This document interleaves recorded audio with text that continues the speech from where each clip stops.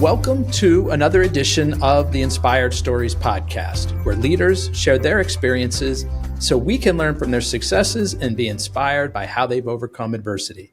My name is Anthony Codispoti, and today's guest is Kanaan, the co-founder and CEO of Envoy America. They provide tech-enabled transportation services that help older adults, patients, and individuals with disabilities get to where they need to go safely and comfortably.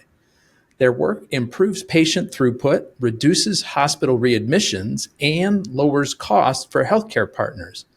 They have received awards for Best Aging Focused Startup and Operational Excellence in 2021, 22, and 23.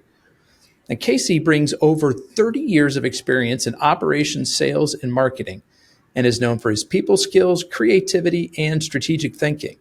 He holds an MBA in marketing and finance from the University of California, Davis, and completed executive education in strategic leadership at Harvard Business School.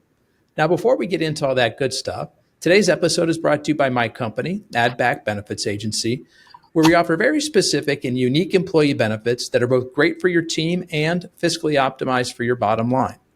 Imagine being able to give your employees free access to doctors, therapists, and prescription meds in a way that puts more money into your staff's pockets and the company's too.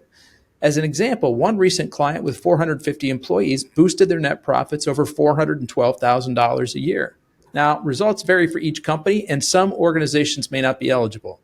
To find out if your company qualifies, contact us today at addbackbenefits.com. All right, back to our guest today, the CEO of Envoy America, Kanaan. Thanks for making the time to share your story today. It is my pleasure. Thank you for inviting me to be on your podcast. All right, Casey, so you have a pretty interesting background, a lot of it in tech. You've worked at places like Intel, Seagate, and Bose. And when I say worked at, I mean you held pretty key leadership roles. You were chief of staff at Intel, head of business development for Seagate, and head of sales for Bose in 32 countries. So before we talk about Envoy America, I want to hear a little bit about how some of those earlier roles helped to shape the skill sets that would later become important when you started your own business. That's a great question. Working for big companies, you learn how to focus on the key things that make a company run, from not only how you take care of the employees, who you hire, how you keep them happy, because if the employees are happy, they're going to take care of the clients. They're going to make them happy. If the clients are happy, the clients are going to continue to come back again and again and tell their friends about their experience interacting with your company. So it's the hiring, the managing of team members. The other example is something that I've learned at Intel.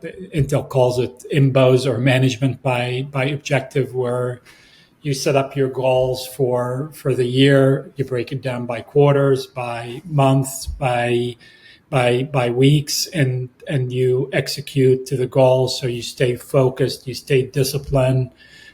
We held each other as accountable. And those are some of just examples that I've learned working for big companies that I brought over to running our company and make sure that we do what some of these things that can help us grow. So that last program that you mentioned at Intel sounds a lot like EOS traction that I hear a lot of small businesses talk about. Are there a lot of similarities there? Absolutely. It is. It's very, very, very similar. I've read the book, the EOS, and we've practiced some of it. Happened to the gentleman next door to us in Phoenix. His office was the EOS consultant that ran the Phoenix office. So he gifted me the book, and I've read it, and we've worked with him to bring some of those teachings into our company. You mentioned one of the other things that you learned working for some of these large corporations is the importance of hiring good people, keeping them happy when you've got them there. Can you maybe give some specific examples of things that you have tried and found success with when it comes to both the recruiting side of things as well as the retaining side of things? Yeah. So, besides learning this at the big companies that I worked for, it's also some of the things that great companies like Southwest Airlines or Starbucks have done, which is you take care of your employees, you make sure that they're happy, and it starts with explaining the why behind what you do. So in our case, serving older adults and patients that need more than just a ride. When we recruit drivers or staff, we work with them on the why you need to take your time when you're serving an older adult. The clients that we serve, that sometimes they're hard of hearing, sometimes they're dealing with a medical condition that requires them to walk slow. They've lost their independence. They've lost a spouse, and they need more than just somebody that's going to take them from here to there. They need somebody that's going to be like a family member, a son or daughter, to help them every step of the way.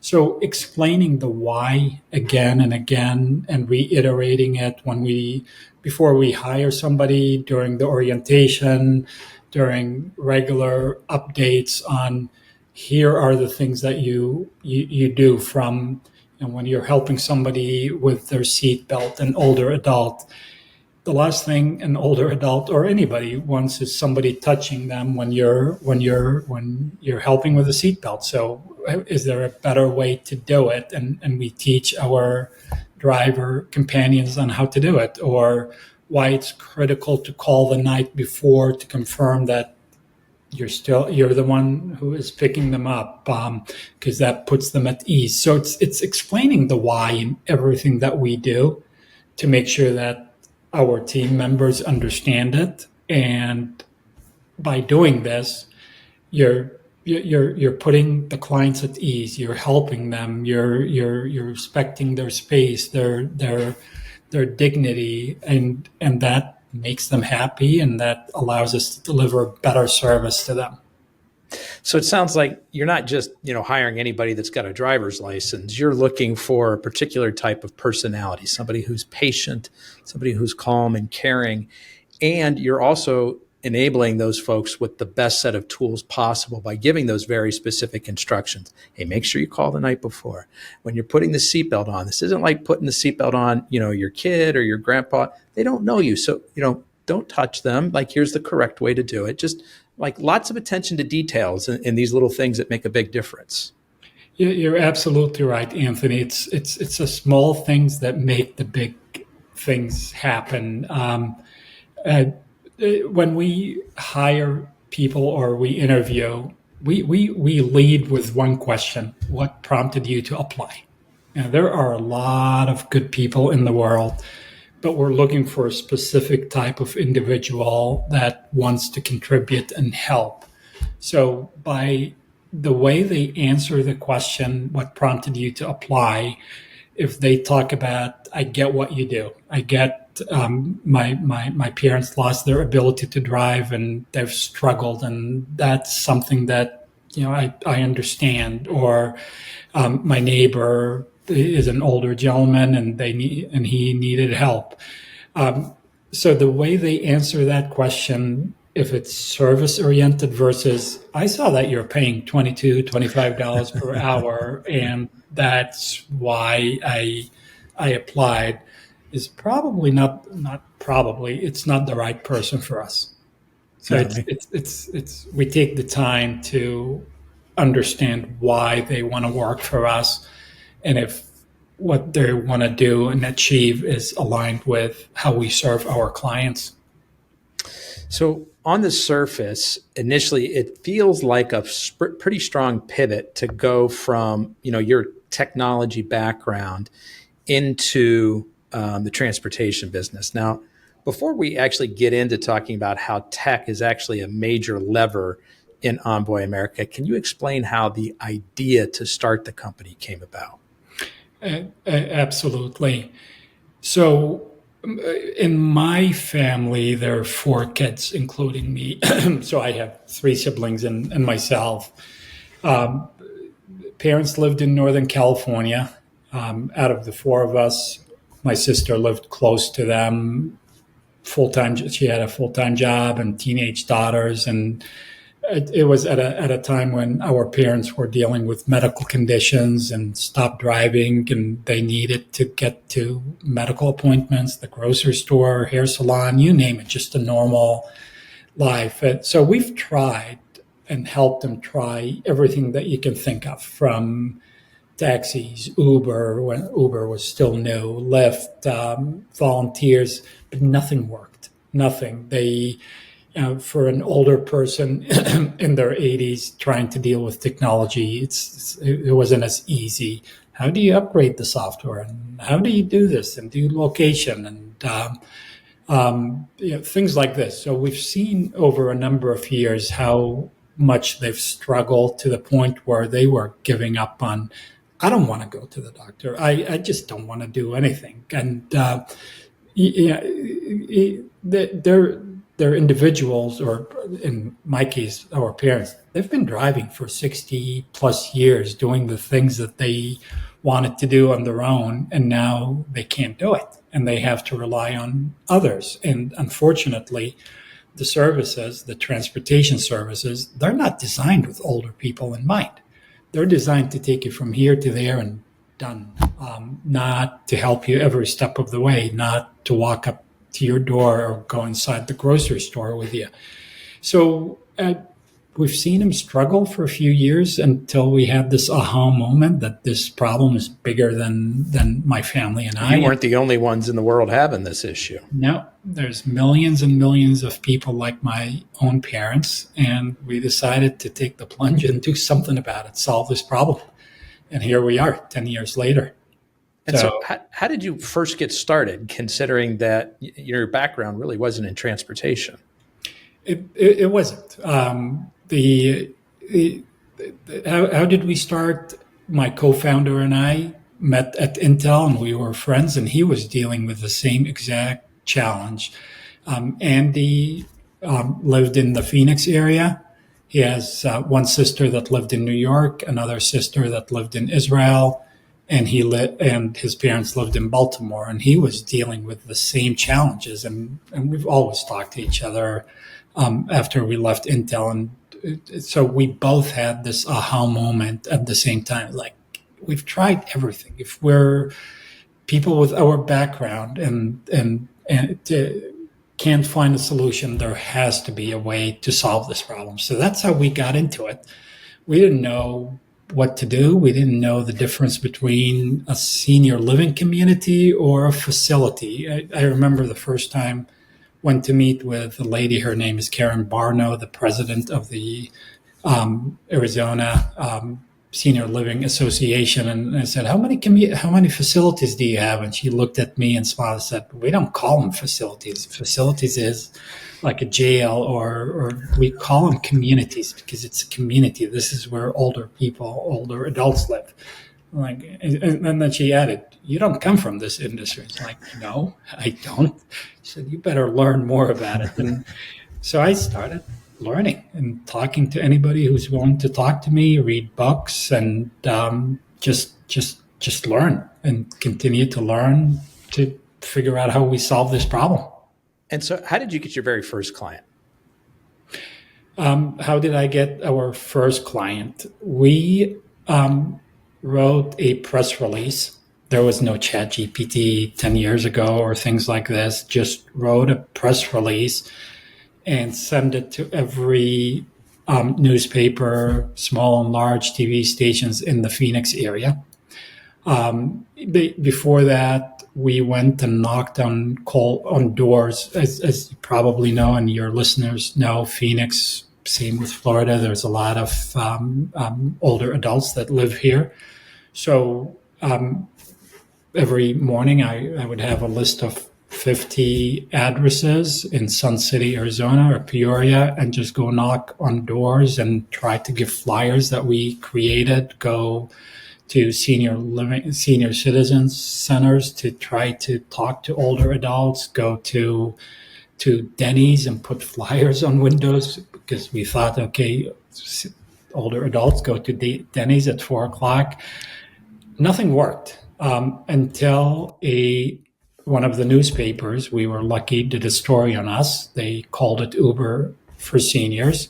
And to our surprise, we started getting calls from senior living communities and healthcare organizations saying, can you help us? Like, help you do what?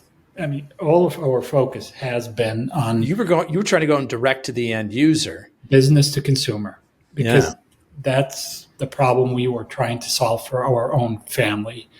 So, and that's when we realized that instead of going to try to get consumers who are trained not to talk to strangers or open the door.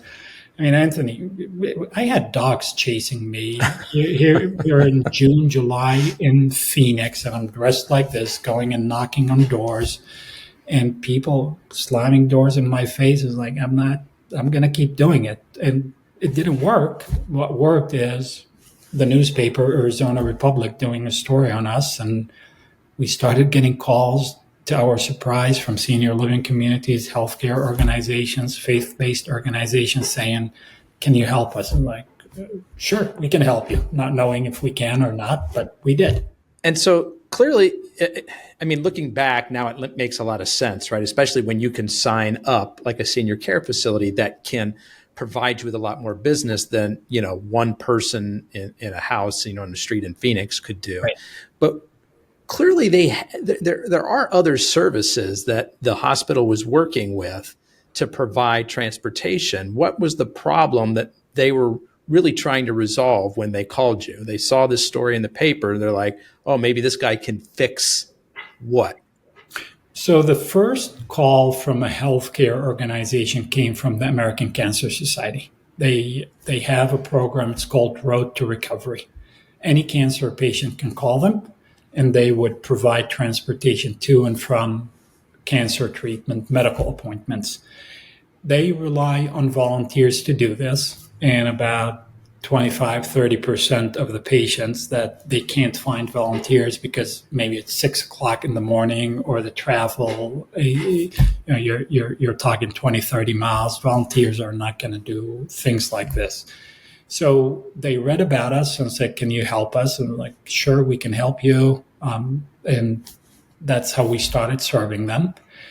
It was a pilot for 1 month, and after 3 days, they called and said, "We're gonna go from being a pilot into nope, we want to do this." After 3 days. After 3 days, because their patients were so happy, and the part of the reason why they were happy, things I described earlier, call the night before to put them at ease that we're going to pick them up.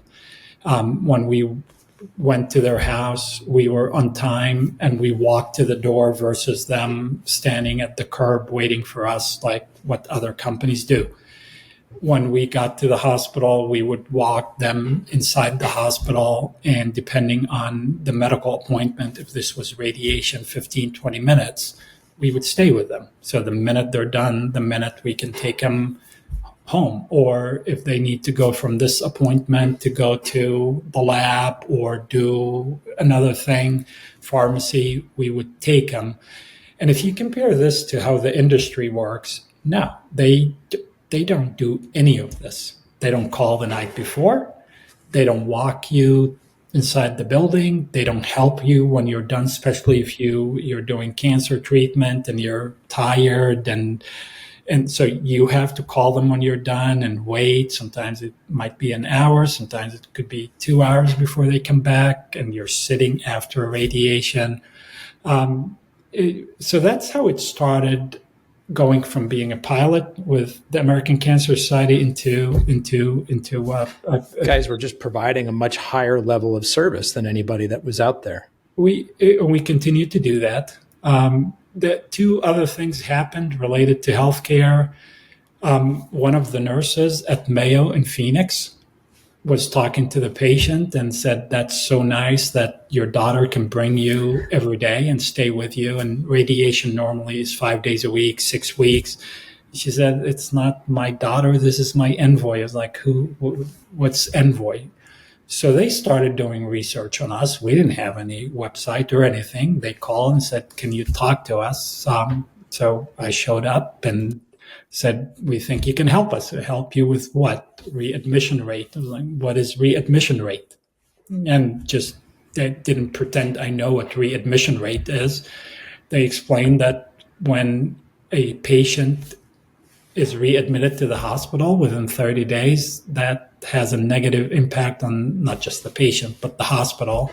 And because of our model, walking the patient in, treating them, just providing higher level of care, Mayo thought that would help Mayo deliver better care to the patients.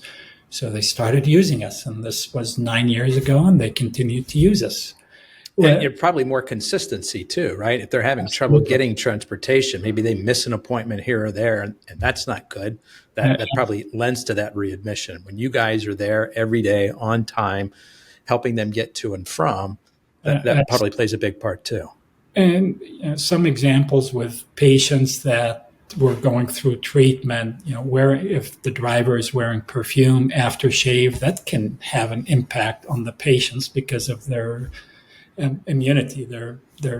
So having the ability to call us and communicate these things to us, and us answering the phone and accommodating the request, that went a long way to help deliver care to that patient. So we did a great job for the American Cancer Society. They said, "You've done a good job here in Phoenix. Can you go to Tucson?" I was like, "Sure, we'll go to Tucson." We were just in Phoenix. So we went to Tucson. We did a great job for them, or our team did a great job for them, and said, "You've done a good job, consistent in Phoenix, Tucson. Can you go to Seattle?" Went to Seattle. And then they said, "Can you go to Georgia? Can you go to Houston?" And that's how we started expanding. It was just doing a good job serving the clients. That probably cut down quite a bit on the sales and marketing that you had to do. So you'll be surprised to hear that we do not have and haven't had any sales people working for the company. It's been primarily word of mouth. I mentioned we've done press releases. That's marketing. We've done a lot of this. It worked for us in Phoenix, and we thought if it worked in Phoenix, it's going to work somewhere else. So whenever we have a good story, we talk about it and do a press release that we would write, and do a white paper, and basically say, "Don't take my word for it that we do a good job. Here's what the folks at the American Cancer Society said," or "Here's the folks at this senior living community. Let them share their experiences with us." So how many locations are you in? Call it geographic markets, cities, states, however you want to define it. We've been blessed to grow to 30 states, roughly 300 cities, large and small, rural and metro areas.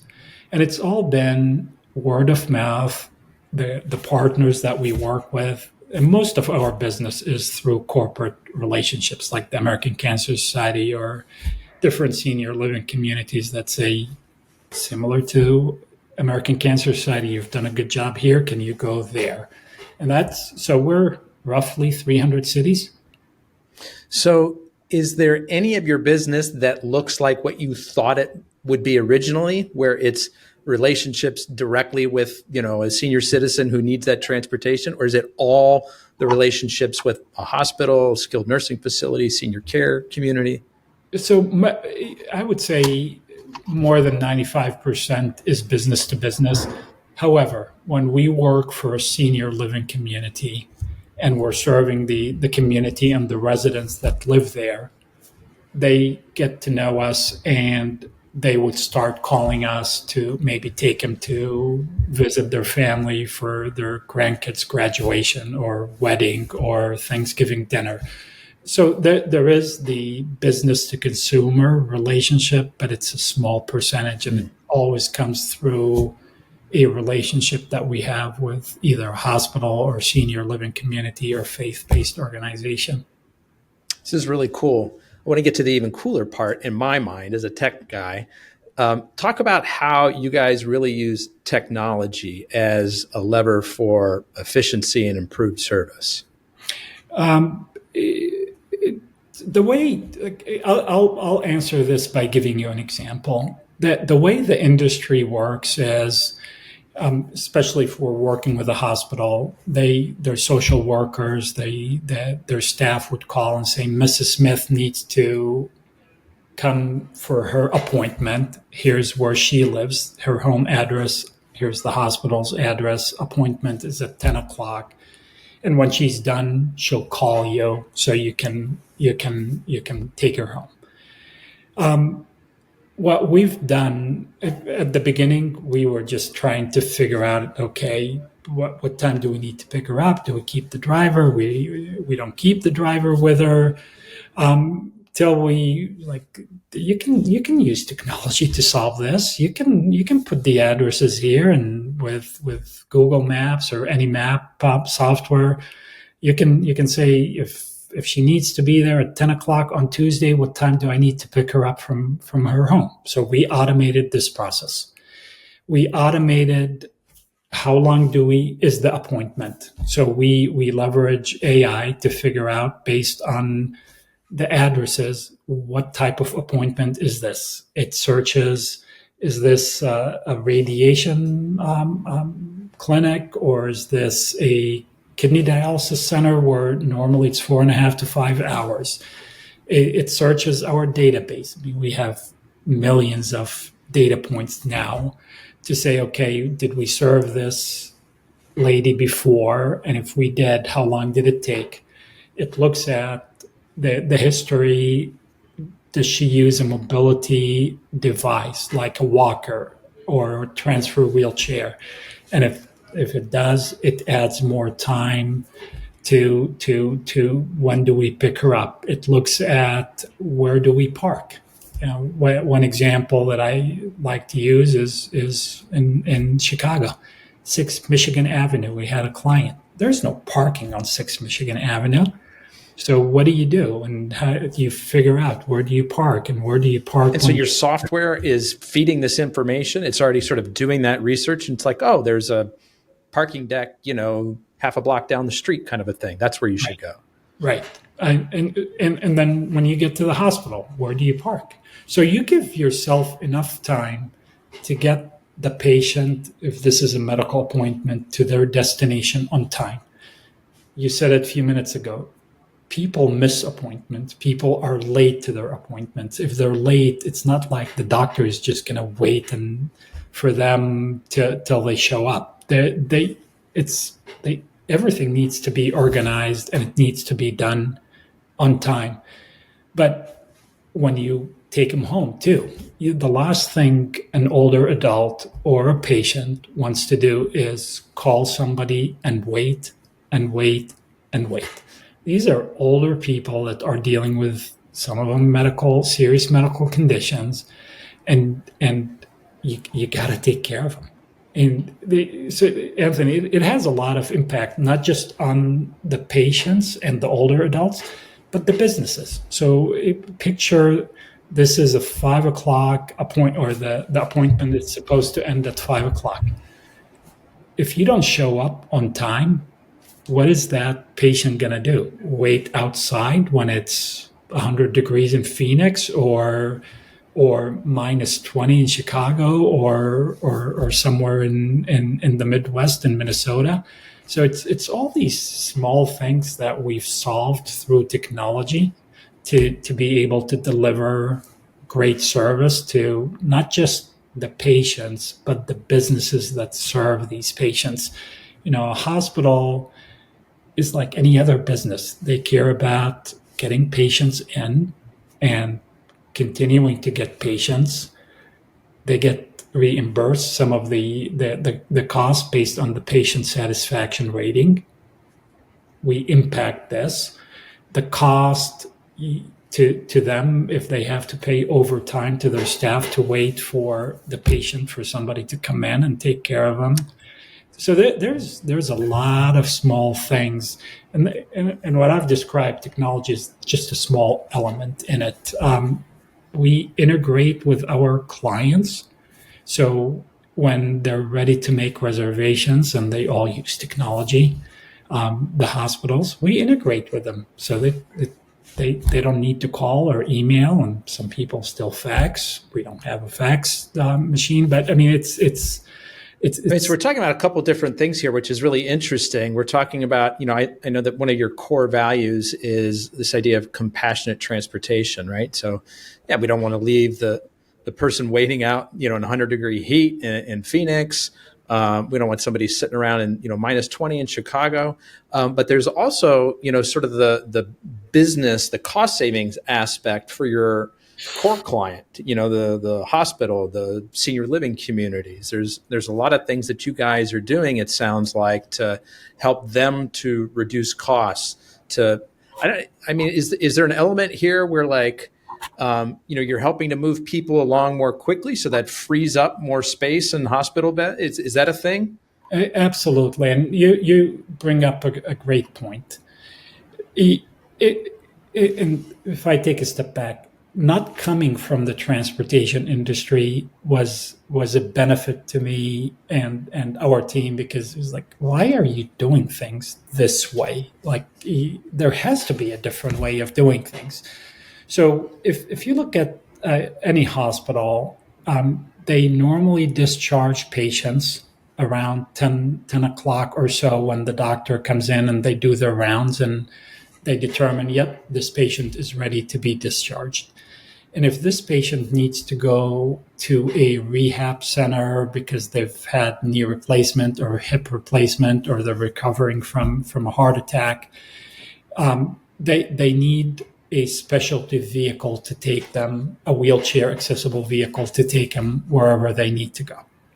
Now, no one has these wheelchair accessible vehicles just sitting around. I mean, we're talking about $60,000 to $80,000 vehicle.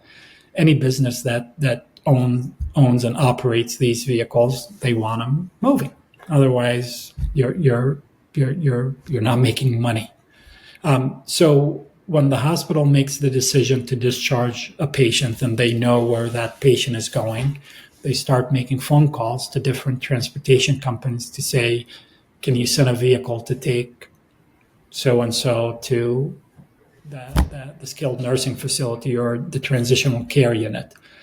And most companies that are in this space, they're small operators. They have few vehicles, a handful of vehicles. So normally it's a family member that's answering the phone and at the same time is driving. So the response is, yep, we can do this. We'll get to you whenever we can. And now the patient is still sitting in the bed. The nursing staff are still dealing with the patient. They're not making money because insurance pays based on whatever code that procedure is. And if you've met the number of days to get reimbursed and you're not leaving, you're not making money, and you can't admit somebody new into the hospital. So it's costing you money. It's causing friction into your entire system, because now your nursing staff and discharge nurses and social workers are chasing after transportation companies to figure out when is somebody coming in to take that patient to their next place. And that system is so broken. They refer to it as the patient throughput. It's discharge so you can admit a new patient, and that system is so broken. Now, for us, just looking at it, and I was like, why are you doing it this way? There has to be. You had a completely fresh perspective to bring, yeah. So we came up with a solution, which is easy to implement, but it's also hard to implement, which is allocate a vehicle to the hospital, and a vehicle and a driver, obviously. And the minute they make the decision to discharge a patient, The hospital staff can either communicate with us electronically, or the driver is sitting on site. The driver will go get the patient and take him wherever they need to go. So instead of waiting hours, it's done in minutes, and it's just the return on investment is beyond. I was going to say, I bet these hospitals love you guys. The ones that give us the time of the day to listen to how we solve this problem, their response is, "Where have you been?" And again, why can we do this? Because we're fortunate now to be large enough to have a client care team, a dispatch team. We've invested in technology to be able to respond to our partners real quick. We have the resources to put vehicles at hospitals versus I'll respond to it whenever I can. The incentives for a transportation company, there's no disadvantage for a transportation company to, if they show up on time or they show up 3-4 hours, there's no penalties. They're still making money, and they're making a ton of money. Versus if you look at it from the hospital standpoint, it's costing them money and they're not making money. For us, they subscribe to our service, we allocate a vehicle, and it's smooth So for everybody. depending on the size of the hospital that you're working with, there's a minimum of one vehicle dedicated to them. Perhaps there's more, depending on, if they've got more patients that they're moving. Yeah. So it's not like they just call you like when they need you kind of a thing, so that you can really help with that patient throughput and be there to deliver the best service to their clientele, to their patients. You have to have somebody and their vehicle dedicated on site. Absolutely. We are in a position, and have been doing this for a long time, allocate a vehicle and a driver. And this vehicle can serve somebody that's in a wheelchair, somebody that is in a stretcher, or somebody who's ambulatory. And the model is very, very simple. Sometimes when I describe it, I say we're like Southwest before Southwest changed how they do things. We don't charge more if somebody is using an oxygen tank, or if somebody has their suitcases and they need help, or somebody's bariatric. We don't charge more. Where other companies, they start adding up. Before you know it, you're paying 2 to 3 as a hospital or a patient, or insurance company for this. It's transparent, one price, and we'll serve you, and we'll serve you faster than anybody else and better than anybody else. What's it look like for Envoy when you go into a new geographical location? Because I have to imagine that you need some sort of minimum capacity in order for that to make economic sense for you. So every expansion that we've had, we went in with an existing client, or a client that says, we're going to do business together. So we have the time to hire and train and launch the geography. We know how many vehicles we need, how many drivers, the type of vehicles that we need, if it's ambulatory versus wheelchair accessible vehicle. And we plan it, and we launch. When we launch into a new geography, we always bring experienced drivers from different areas to go into that geography, because we want to hit it out of the park on day one. The last thing we want to do is fail somebody, because if we fail somebody, recovering from that, and you got to put your best foot forward. So you're bringing in experienced drivers from a different area, so they can show the client, hey, this is how we do things. And I'm guessing they're probably helping to train some of those first drivers that are local to that area. They absolutely, they play two roles. One is interviewing and training the new team members, and the other one obviously is to deliver the service. It's the technology inside the vehicle, from as simple as the type of wheelchair that we use. It's called Proda chair. That brought a chair. The investment we make in every chair is about $7,000 to $8,000. But that chair can be managed by one person versus two. It can be used as a wheelchair. It can lay flat. It can incline, decline. It's easy to maneuver. We have inside the vehicle, we have a winch. So when just picture a boat on a trailer and you're pulling the boat, you don't want to be pushing the boat. You want it done using a winch, and we have winches inside the vehicle. So when somebody is bariatric, you don't want the driver to be pushing 350 pound chair and patient. So this way we mitigate the risk, injuries, workers' comp, and this is your business. So we control our cost, and we can pass on the savings to our clients by doing things differently. The vehicles are equipped with dash cams, telematics. It's all technology that ties. What do you mean by telematics, Casey? Can you give us an example? Yeah, we similar to like Uber and Lyft. When you order an Uber, you know where the car is, when the car is moving, how far the car is. But also one step further. Is somebody on the phone using their phone and driving? We get notifications when that happens. Are they taking hard turns, hard braking, acceleration? All these things are monitored. Telematics, we between what we've developed and using companies like Azuga on the dash cams, we monitor what our drivers are doing, and this way we mitigate the risk for our clients. If somebody is driving safely, and we get a safety score on every driver after every trip, we praise them, we recognize them, we thank them for doing a great job. And the ones that need coaching, we coach them up and coach them up. I was going to say, this sounds like there's probably some people who push back a little bit. Oh, big brother, but I mean, you guys, when you get right down to the root level of it, you're really just interested in improving the level of customer care. And so if you find an opportunity to coach somebody up, say, hey, you did this, here's a better way to do it. It just benefits everybody. Absolutely.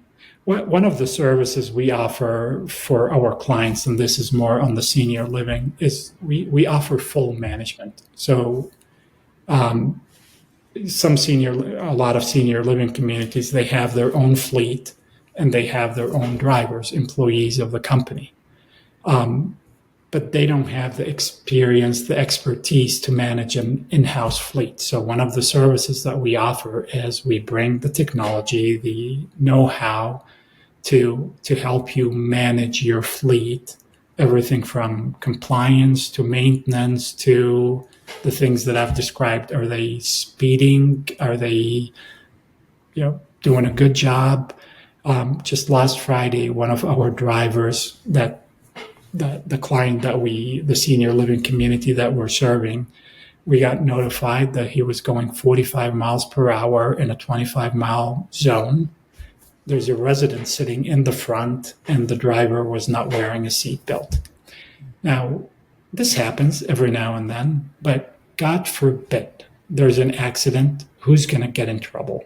One, you're going to injure the person. There's a chance you're going to injure the older adult, the resident.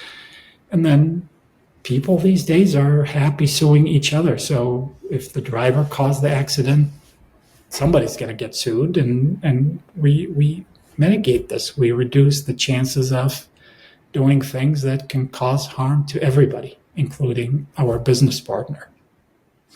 Casey, I'd like to shift gears and talk about a serious challenge that you've overcome in your life, whether it's something personal or professional. How did you get through it, and what did you learn? Yeah, how much time do we have? There's a lot of things that, mistakes that I've made and learned from these mistakes. One of them is, we grew with one of our corporate clients, and we've been serving them since 2017 and continued to grow with them and grow and expand to many states, and everybody from the board members and people that my mentors, like you have most of your eggs in one basket. You need to find new clients. It was like, but we're growing and look at all the growth. Unfortunately, that corporate client was acquired. The company that acquired them did not see the same value in what we brought to them as the company that we were doing business with. And it got to a point where they were putting pressure on us to reduce prices and change how we do things. And it was a race to the bottom. And we've decided to walk away from that business. And this happened in January this year. It was not an easy decision to walk away from one of our largest clients and having to reduce, basically eliminate tens of jobs, if not hundreds of jobs, and having to impact people's livelihood. But this was a big mistake, a challenge that I had to deal with. It was my mistake for not listening and not taking the advice that our board was giving me, and it was a lesson. That's brutal. And if I'm sort of connecting the dots here, you're saying, a longtime client that you've been growing with, they got acquired. So the people coming in didn't have visibility into what it looked like before you guys had come in with this solution, right? They probably just looked and saw you as a line item, and they were like, oh, here's a place where we can reduce costs, not understanding the full value of what it is that you're providing.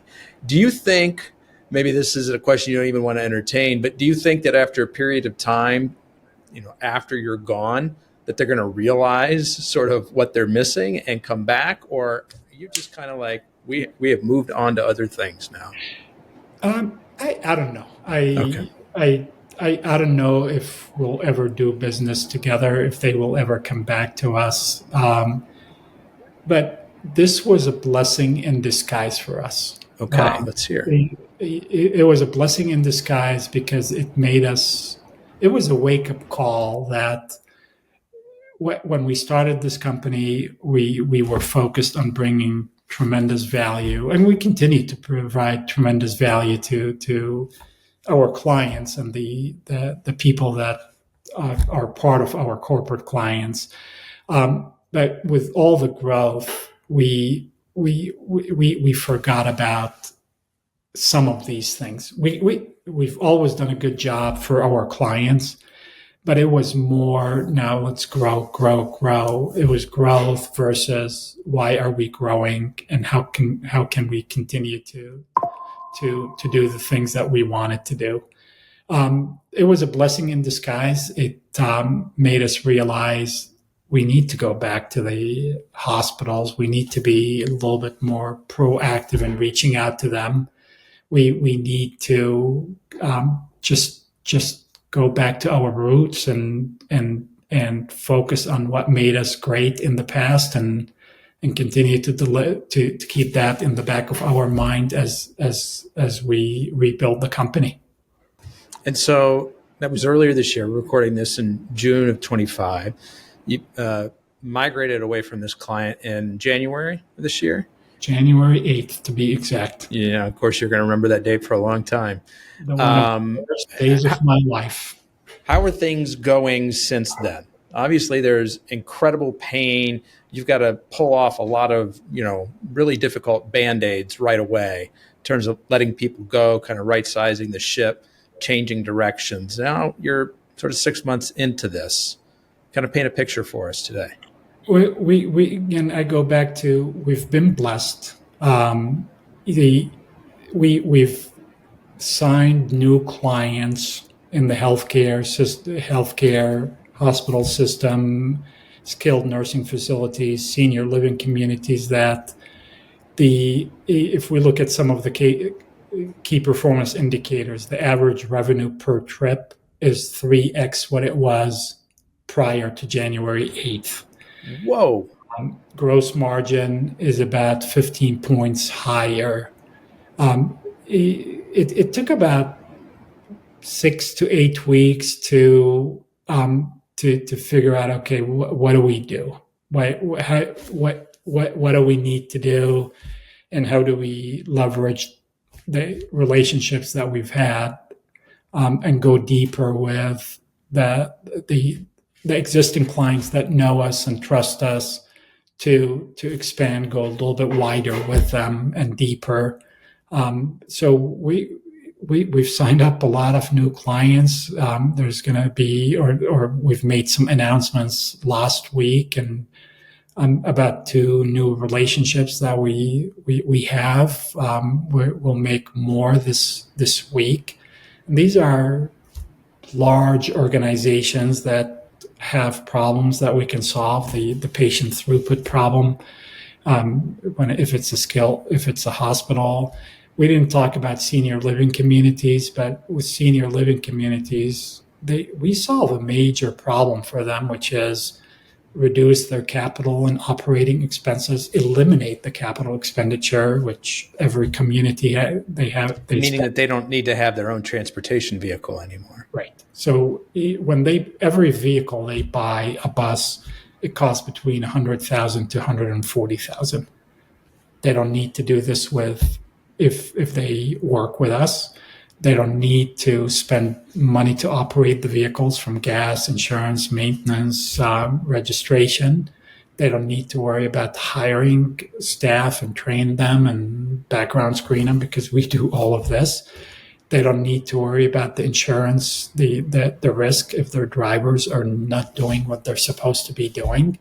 So with senior living communities, we bring a lot of benefits from help them deliver better care to the residents that live there, help them differentiate themselves, help them reduce their cost, help mitigate their risk, and allow them to focus on the things that they're good at, their core competency, which is serving residents inside the community, versus now you need to learn how to manage a fleet.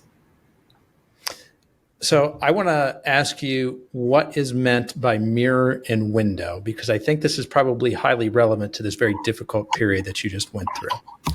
Yeah, so this is a concept that I've learned probably 25 years ago from let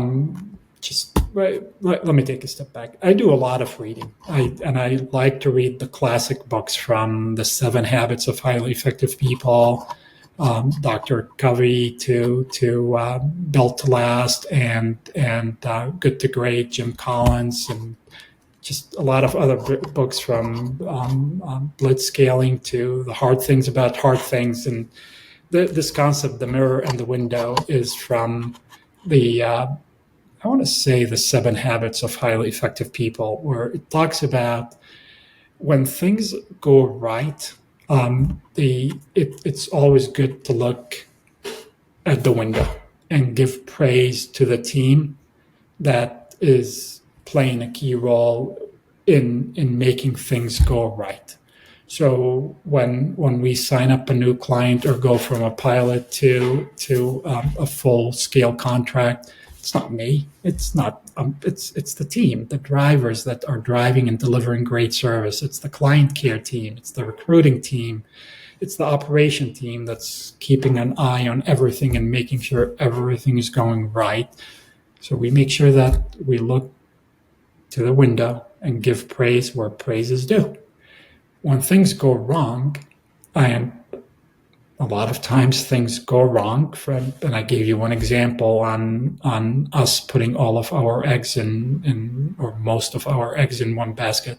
That's on me. I'm the one who made that decision and didn't listen. So you look at the mirror and hold yourself accountable for the mistake, but take a step back, learn from that mistake, and figure out what do we need to do to recover. And I think it's an attribute that I see in a lot of good leaders, good coaches, right? When something goes wrong, hey, this was me. Buck stops here. Ultimate responsibility is mine. When something goes well, you're looking through the window this metaphorical window where you see your team members. It was you, it was you, it was you.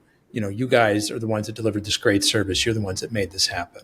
Hard to do sometimes, right? Because you're never sort of taking credit for the good stuff, but man, you're letting all the bad stuff kind of fall right on your face. I don't know if it's hard. When I look at my job, it's not about getting the credit. It's about building something and growing something and take care of the clients that we take care of, but also offer employment opportunities for the team that's working for us, offer them things that they can't get somewhere else from. We promote from within. We try to get people to learn new skills. So, if you start in dispatch and you want to go into client care, absolutely. If you start as a part-time employee when you're in high school, junior in high school, and you want to learn how to do client care and then move into accounting, we'll work with you. We'll teach you. We'll invest in you. So that's the way I look at my job. It's to help develop the team. It's to help drive the performance of the standards. And if I do a good job, then the company's going to grow and everybody's going to benefit. It's not about, hey, I did this and you did that. We row together. So you've got this incredible attention to detail and focus on customer satisfaction. How can you help the patient? You are leveraging technology in all kinds of powerful and creative ways. And we've just scratched the surface with our conversation here today. And the scale at which you're operating, all these things together suggest to me that it's going to be difficult for competitors to kind of catch up to you and what you're doing. As you look forward several years, where do you see are the biggest opportunities and maybe the biggest risks for Envoy America? That's a great question. What we do is serving clients, listening to them and serve them. Transportation happens to be the way we provide the service. Can somebody do this? Probably. It's not like this is brain surgery where you have to, learn how to operate on somebody's brain, but it takes investment. If we've had this discussion 9 years ago or 10 years ago or even 5 years ago, we didn't have what we have today. So it takes continuous investment, learning, pivoting as needed. Can somebody do this? If they take the time and do this, yeah, they can. But it takes effort. It takes investments. Just how much we've invested. We've invested millions to develop our own software. Can somebody go develop it tomorrow? Maybe. But you don't buy this off the shelf and say, okay, plug it in and let's go. You got to continue to invest. Where do I see ourselves? 5 years from now, 2 years from now, 10 years from now? Just continue to do the things that we're doing. Continue to provide service to clients, both corporate and the individuals that need the service, and help them meet their business needs and continue to grow with them. So are we going to go public? I don't know. Are we going to get acquired? We're not building it to get acquired, but if it happens, as long as we continue to deliver service to the company, we'll entertain it. We're building it to serve people, and we haven't even scratched the surface. I think there's a common thread throughout your story here. And you just sort of touched on it briefly here for a second. It's that you followed what the customers have asked, right? Like your initial idea was to serve like one-to-one. and then somebody saw you in the paper and they said, hey, we're a hospital. Can you come help us? I don't know. Can't, and like each step along the way, hey, can you go to this city? Can you provide this service? Can you guys help us with this? You've just constantly been responding to your customers' requests, to their needs. And so I think anytime you're doing that, that's a pretty solid way to build a business. We've taken risk. Anybody who starts a company has to be a risk taker. So for us, we take risk, and sometimes it works out, sometimes it doesn't. Like for us, we know what we're good at, which is who we hire, how we train them, how we retain them as employees and drivers, and delivering service to older adults, patients, people that have disabilities, and do it better than anybody else. But do it to make money. Not steal money from people, as in charge them more, but make enough money to be able to grow the business and continue to provide the great services that you are to more people. Yeah. That's what we do. I mean, you hit the nail on the head. We've listened. Most of the growth came from clients saying, can you do this for us? One of our great partners is a company in Minnesota called LiveSpark. LiveSpark acquired 30 senior living communities. This was in 2021. And they said, hey, we have no idea how to run transportation. Can you guys take over? I was like, can we take over? We don't. Well, if you think we can, we can. And we started working with them, and now we manage all their transportation. And from there, it expanded to so many other type of clients it's across the country. Transportation is a headache for senior living communities. And I mentioned how we help them reduce their costs, deliver better service, help them increase their census. And it all started with LiveSpark. Matt Kinney is my friend at LiveSpark. He's like, can you do this? We don't want to do it. Can you do it? I was like, if you think we can, we can. We will figure it out. We did. So, Casey, before I ask my last question, I want to first let people know the best way to get in touch with you directly or the company or follow your story. How would that be? Our website, envoyamerica.com. I'm on LinkedIn. My email address is my first initial last name at envoyamerica.com. I'm not going to give my phone, my cell phone.